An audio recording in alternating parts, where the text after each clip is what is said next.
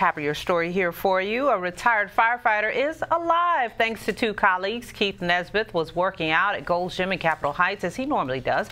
Back in May, that's when he fell off of the treadmill. David Tinsley, his best friend, rushed over and began performing CPR.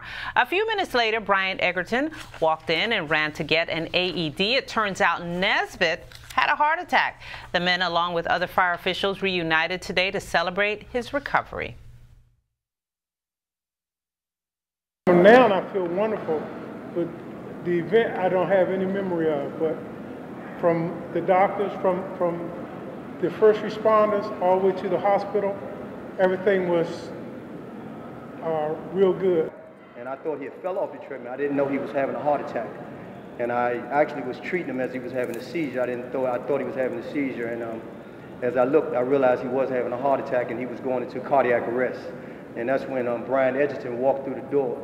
And when he walked through the door, if you all been in the cardio room, you know it's a real dark room. You can't see nothing because it's a big movie screen. And I couldn't hardly see anything. But when I saw Brian come through the door, I told Brian to cut the light on. They told him to come here. And when Brian came in, he jumped right into action. And we realized that Keith was not breathing at all.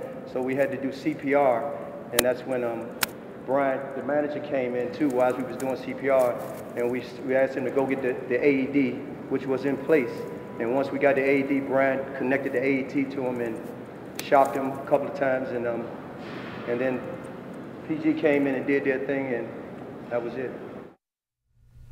Nesbelt retired from the D.C. Fire Department. He was joined today by his wife and others who you saw there support him. Nesbelt says he will continue working out as part of his recovery process.